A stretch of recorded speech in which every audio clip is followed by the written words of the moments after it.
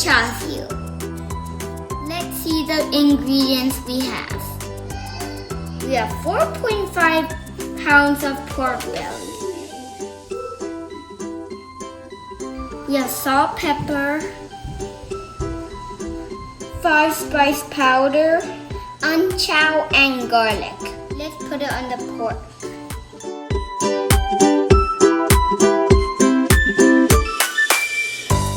We have hoisin sauce and soya sauce here.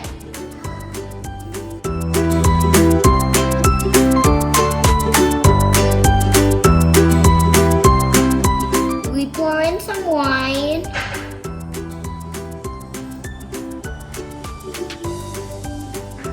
Sesame oil.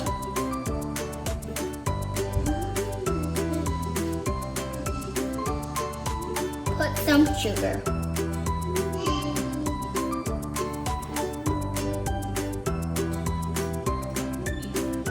Now let's marinate it.